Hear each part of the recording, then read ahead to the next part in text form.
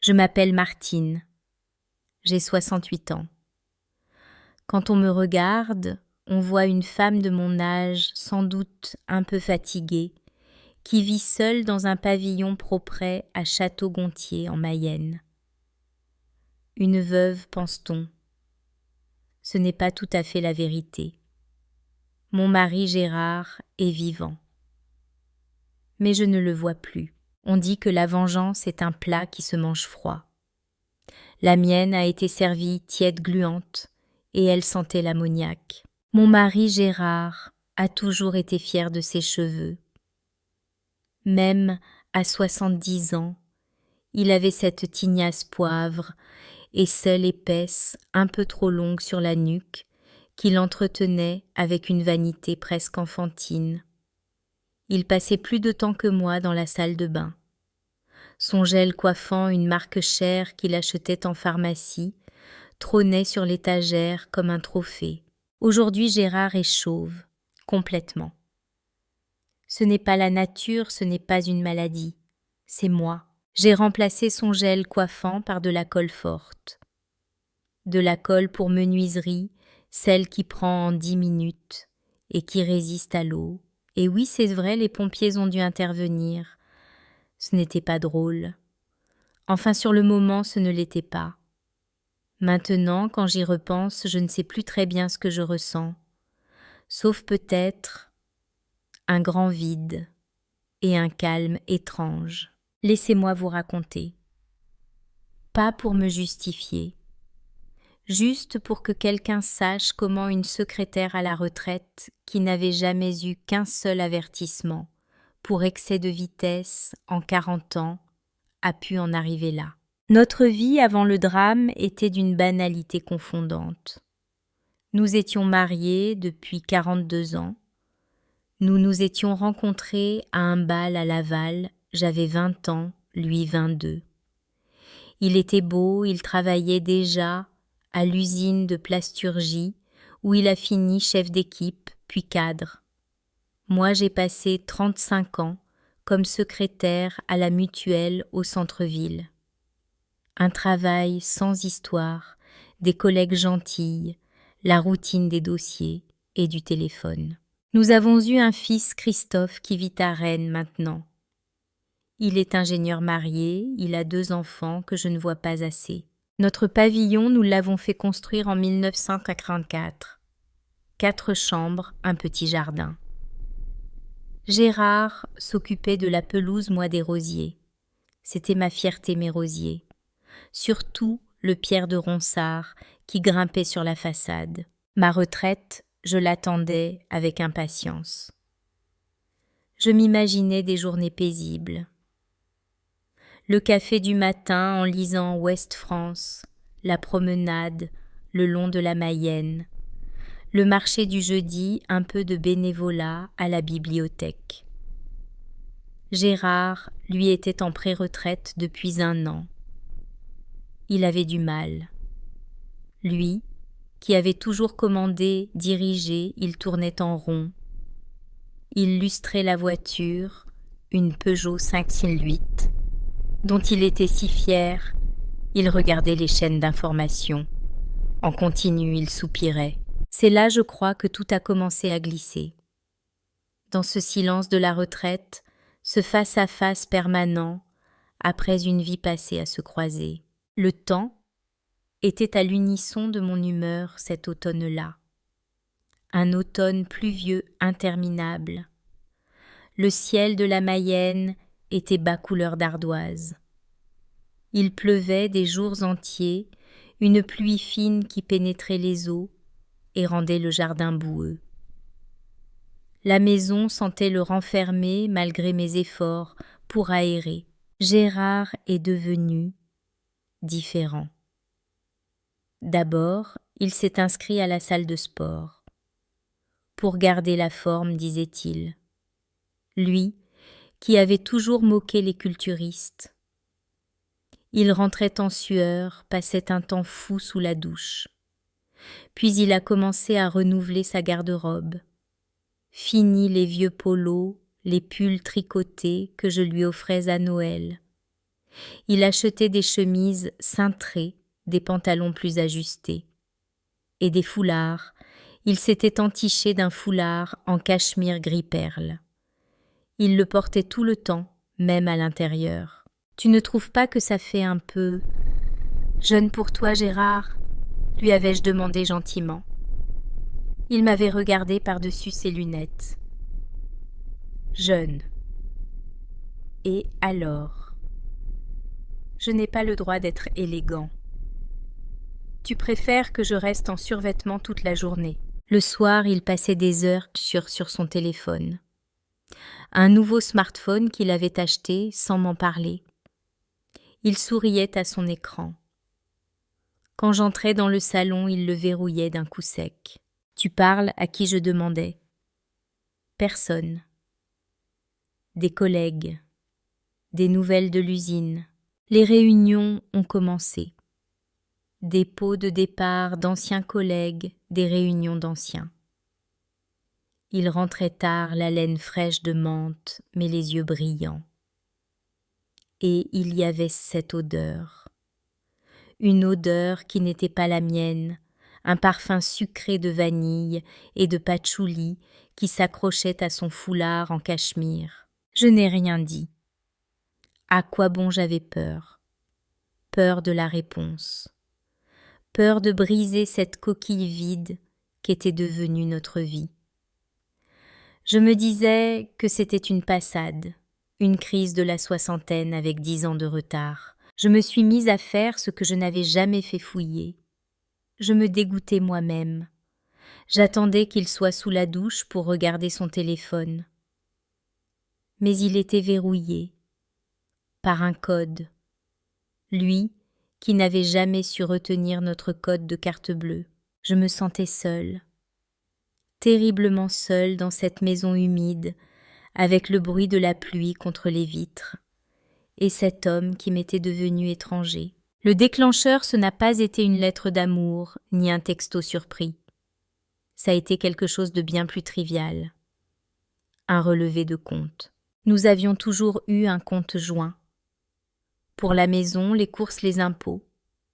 Et chacun avait son petit compte personnel avec nos retraites. C'était simple. Ce matin-là, Gérard était parti faire une course avec la 5008. La pluie avait enfin cessé, il y avait un rayon de soleil pâle. Je triais le courrier sur la table de la cuisine, le relevé du compte joint. Je l'ai ouvert machinalement. Et là, j'ai vu la ligne. Bijouterie, l'écrin d'or Laval, 480 €. Mon cœur s'est arrêté. 480 €. Mon anniversaire était passé. Noël était dans 2 mois. Et Gérard ne m'avait pas acheté de bijoux depuis, je ne sais même plus. Pour nos 40 ans de mariage, il m'avait offert un robot de cuisine. J'ai regardé la date. C'était la semaine précédente. Le jour où il était censé être à Angers pour un contrôle technique de la voiture. J'ai vu une autre ligne. Restaurant Le Bistrot du Palais Laval. 135 €. Un mardi soir. Le soir où il avait eu sa réunion d'anciens. Je savais que ses anciens collègues n'allaient jamais ailleurs qu'à la Gerbe d'Or, le routier, près de l'usine, où le menu est à 15 €. Les pièces du puzzle se sont assemblées.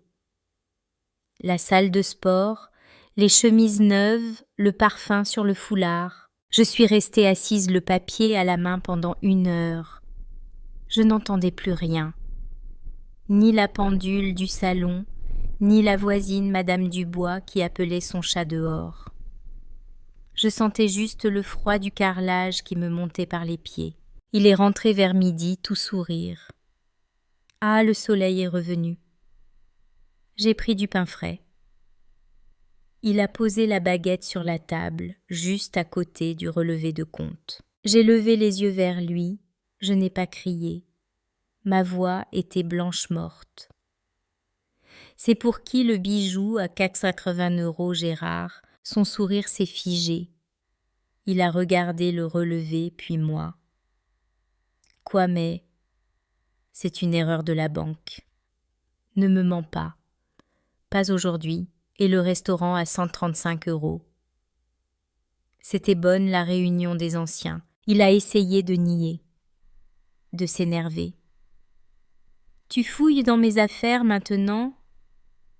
Je n'ai pas de comptes à te rendre. C'est notre compte Gérard, notre argent. L'argent de 40 ans de travail. Alors, si tu as des comptes à me rendre, il a enlevé son foulard en cachemire. Il l'a jeté sur une chaise. Puisque tu veux tout savoir, oui. Je vois quelqu'un, ça te va. Le coup a été brutal. Même si je le savais. L'entendre, c'était différent. Qui j'ai soufflé? Ça ne te regarde pas. Qui Sylvie? Une petite de la compta. Tu ne la connais pas. Sylvie? Une petite. J'ai su plus tard qu'elle avait 48 ans. 20 ans de moins que moi. Depuis quand quelques mois?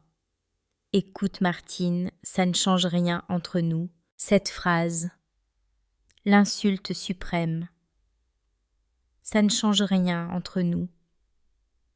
Alors qu'il n'y avait plus de nous. Tu vas arrêter, j'ai dit. Ce n'était pas une question. Il a ri. Un rire sec que je ne lui connaissais pas. Arrêter. Mais Martine, regarde-toi. Regarde-nous. On est mort. On s'ennuie. Moi, j'ai encore envie de vivre. Sylvie, elle me fait sentir vivant. J'ai senti les larmes monter. Des larmes de rage, d'humiliation. Et moi, je suis quoi, moi? Ta potiche, ta bonne, tu exagères. Tu es ma femme, mais il faut comprendre, les choses changent. Il m'a tourné le dos. Il est allé se servir un café, comme si de rien n'était, comme si nous venions de parler de la météo. Ce n'était que le début. La confrontation, la vraie, a eu lieu quelques jours plus tard. La vie était devenue un enfer silencieux. Nous vivions comme deux fantômes dans la maison. Il dormait dans la chambre d'amis. Il passait ses journées dehors avec elle. Il ne se cachait même plus. Madame Dubois m'avait vue à la pharmacie et m'avait dit avec cette fausse pitié dans la voix: « Je ne savais pas que Gérard avait une nièce qui lui rendait visite. » On les a vus au marché, ils étaient bien complices. Je savais qu'elle savait. Tout le monde devait savoir. J'étais la dernière. La femme trompée, la vieille, la fanée. Un soir, il est rentré. Il avait bu. Pas ivre-mort, mais juste assez pour être cruel. « Martine, il faut qu'on parle.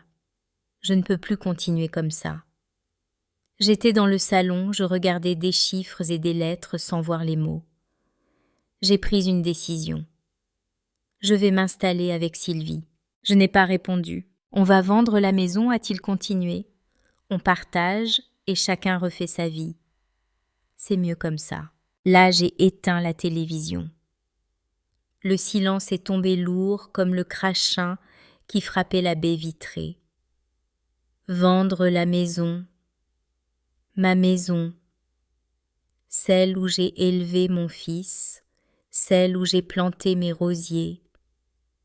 C'est notre maison, Martine, et j'ai besoin de ma part.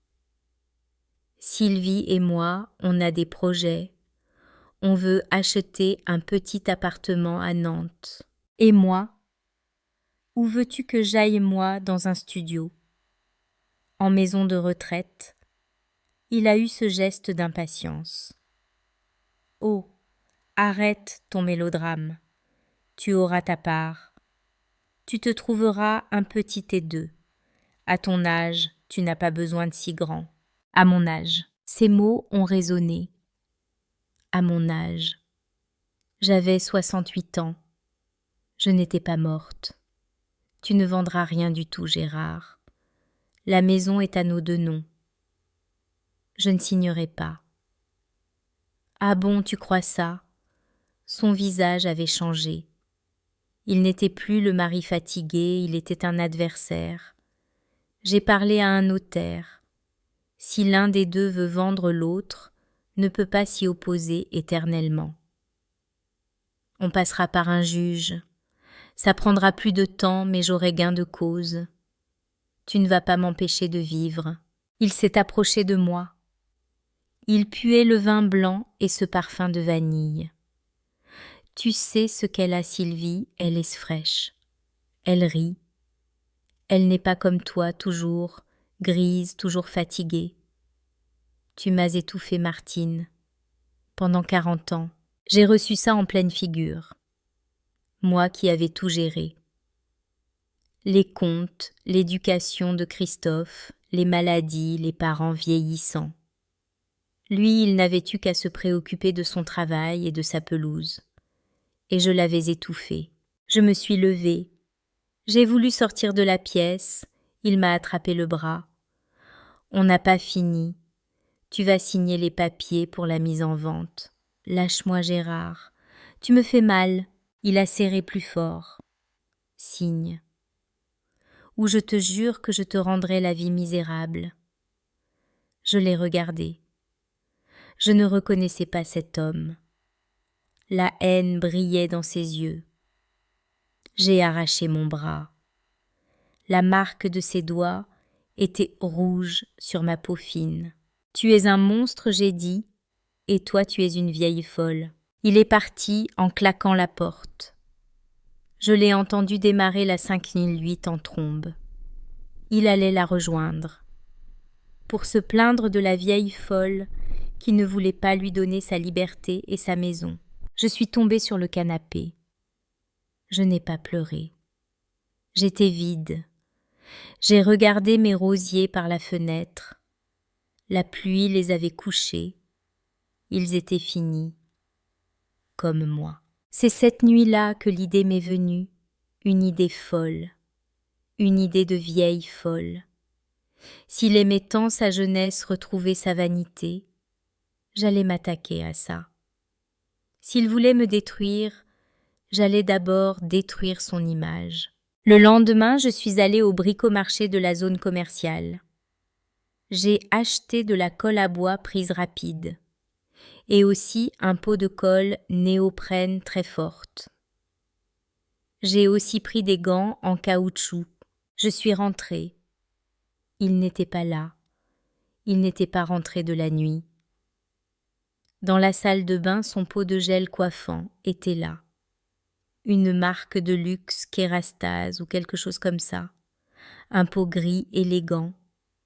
Il en restait environ la moitié. Je suis allée dans la cuisine. J'ai mis mes gants. J'ai vidé le contenu du pot de gel dans une vieille bassine. J'ai ajouté la colle à bois. J'ai ajouté un tube entier de néoprène.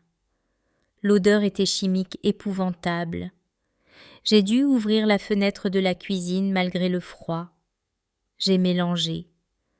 La couleur était à peu près la même, un peu plus opaque. La texture était épaisse. J'ai remis le mélange dans le pot de gel. J'ai nettoyé les bords. J'ai tout nettoyé. La bassine, les spatules. J'ai mis les tubes de colle vides au fond de la poubelle sous les épluchures de légumes. Quand j'ai remis le pot sur l'étagère de la salle de bain, mes mains tremblaient.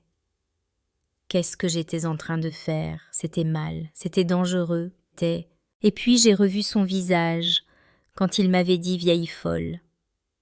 J'ai senti à nouveau ses doigts sur mon bras. J'ai pensé à la maison vendue à moi dans un T2 seul. Mes mains ont cessé de trembler. J'ai attendu. Il est rentré le lendemain matin. Il n'avait visiblement pas dormi. Il avait mauvaise mine. Il ne m'a pas regardé. Il a grogné un bonjour et est allé directement à la salle de bain. J'étais dans la cuisine. Je faisais semblant de lire mon journal. Mon cœur battait si fort que j'avais l'impression que Madame Dubois pouvait l'entendre de chez elle. J'ai entendu l'eau de la douche couler. Puis l'eau s'est arrêtée. Un silence. Puis un cri que je n'avais jamais entendu.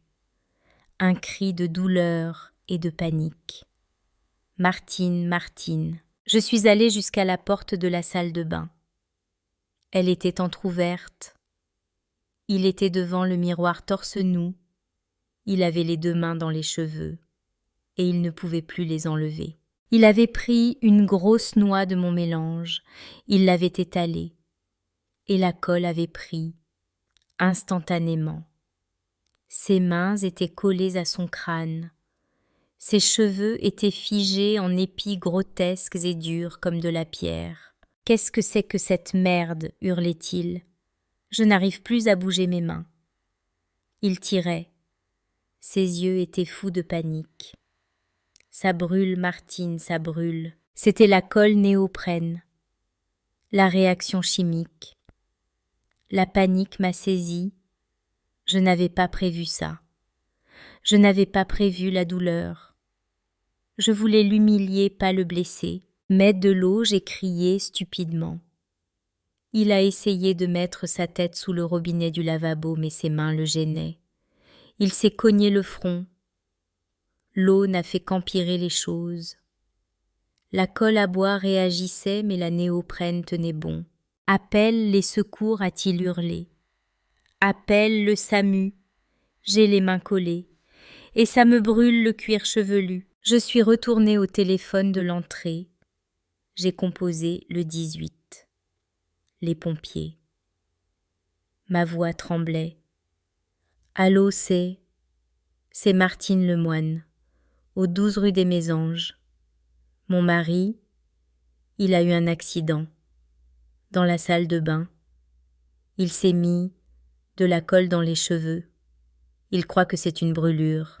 La femme au bout du fil a dû me faire répéter. De la colle, oui. Il a confondu avec son gel. S'il vous plaît, venez vite. Il panique.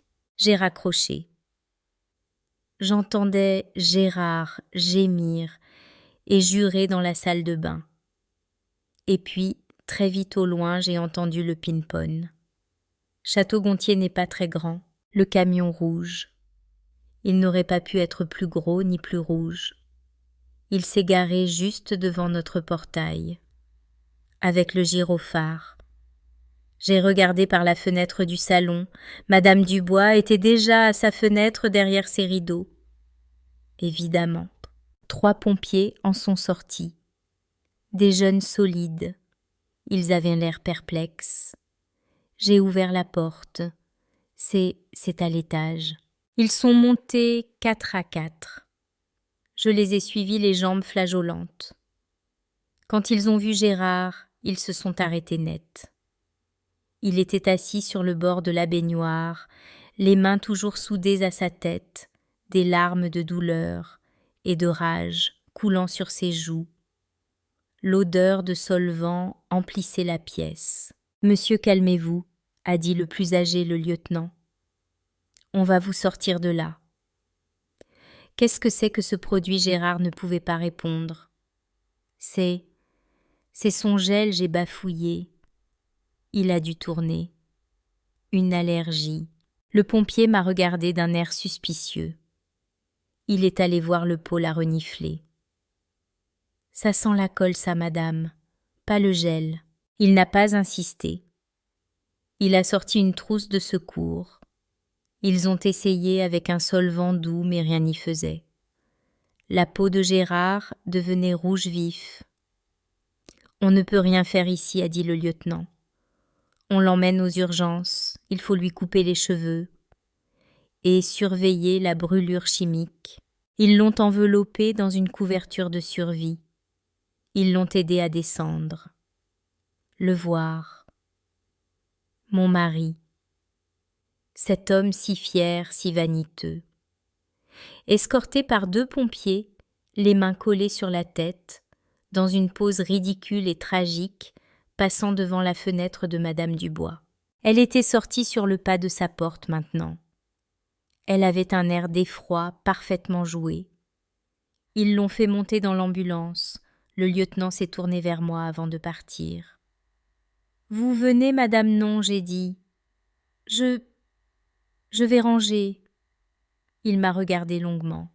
« Vous devriez jeter ce pot. C'est dangereux. Puis ils sont partis, les sirènes hurlantes pour un pot de gel. Je suis rentrée. Le silence est revenu. La maison sentait la colle et l'hôpital. Dans la salle de bain, il y avait des touffes de cheveux gris sur le sol, là où il avait tiré. Le miroir était maculé d'empreintes de colle. Je me suis assise sur le carrelage froid. Et là j'ai pleuré. J'ai pleuré pour tout, pour mes 40 ans, pour mon fils, pour mes rosiers, et pour cet homme grotesque que j'avais détruit. Christophe a appelé le soir. « Maman, qu'est-ce qui se passe ? J'ai eu un message des urgences de Laval. Papa y est. Il parle d'un accident domestique, d'une brûlure. Il va bien, Christophe. Ne t'inquiète pas. Mais qu'est-ce qu'il a fait ? Il a fait une mauvaise réaction à un produit. Pour ses cheveux. Pour ses cheveux, il y avait de l'incrédulité dans sa voix. Mais ils ont dû le raser, c'est ce qu'il m'a dit au téléphone. Il était furieux. Gérard était donc rentré. Je ne l'avais pas entendu. Je suis descendue. Il était dans la cuisine. Il était assis à la table de dos. Il portait un vieux bonnet de laine. Il s'est tourné. Il avait le crâne rasé, entièrement. Sa peau était à vif rouge avec des plaques de pommade. Il n'était plus l'homme séduisant. Il n'était plus le cadre dynamique. C'était un vieil homme vaincu, chauve et brûlé. « C'est toi » a-t-il dit d'une voix sourde. Je n'ai pas nié. J'ai hoché la tête. Tu es folle. Tu es complètement folle. Tu aurais pu me rendre aveugle. Tu voulais vendre ma maison, Gérard. Tu m'as traitée de vieille folle. Il m'a regardée. Il n'y avait plus de haine, juste une immense fatigue et de la peur. Sylvie m'a appelée, a-t-il dit. Elle a appris par une infirmière. L'histoire a fait le tour de l'hôpital. Le vieux qui s'est collé les mains aux cheveux, l'humiliation publique. C'était pire que la douleur. Elle trouve ça ridicule. Elle a dit qu'elle avait besoin de réfléchir. Il a baissé la tête. Le grand Gérard, le séducteur, venait d'être largué. Il n'avait plus ni sa maîtresse, ni sa dignité, ni ses cheveux. « Je vais monter faire ma valise » a-t-il dit. « Tu vas où, je ne sais pas. À l'hôtel, loin d'ici, loin de toi. » Il est parti le lendemain. Il n'a pas pris la 5e 8. Il a pris un taxi pour la gare. Je n'ai pas eu de nouvelles pendant des semaines. Christophe est venu, il était malheureux. « Maman, comment vous avez pu en arriver là, c'est sordide. » Je lui ai tout raconté. L'autre femme, l'argent, les insultes, la menace de vendre la maison. Il m'a écoutée. Il n'a rien dit. Il m'a juste prise dans ses bras. Il n'avait pas le droit, maman. Mais toi non plus. J'ai fini par appeler un notaire. Maître Brunet. Un homme jeune mais qui avait l'air droit. Je lui ai exposé la situation. La maison. Le compte joint que Gérard avait commencé à vider. Votre mari a commis une faute, madame m'a-t-il dit. L'infidélité en soi n'est plus ce qu'elle était. Mais le détournement des biens de la communauté, oui. Et le fait qu'il vous ait laissé sans ressources. Nous avons engagé une procédure de divorce pour faute. Gérard n'a pas contesté. Il voulait juste en finir. L'histoire des pompiers l'avait anéanti. Il vivait, j'ai su plus tard, dans un petit meublé à Angers. Sylvie n'était jamais revenue. Le divorce en a été prononcé. J'ai pu garder la maison.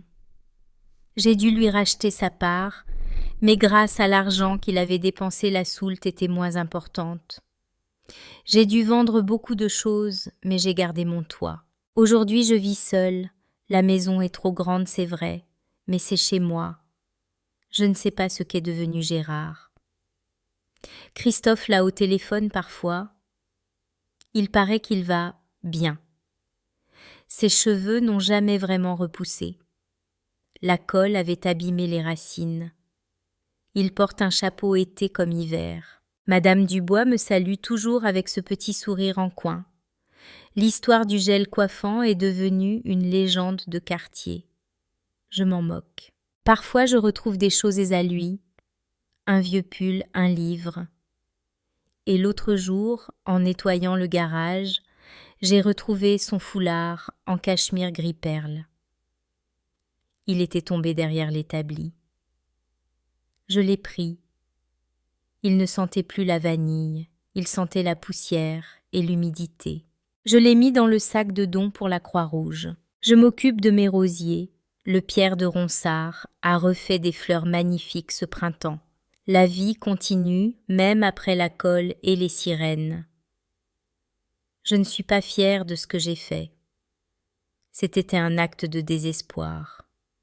Mais je ne le regrette pas. C'était ça ou disparaître. On dit que l'amour est plus fort que tout. C'est faux. L'humiliation l'est bien davantage. Et la vanité, c'est une bien fragile armure. Le silence dans ma maison n'est plus un silence d'attente ou de peur. C'est juste le silence. Et il est enfin paisible.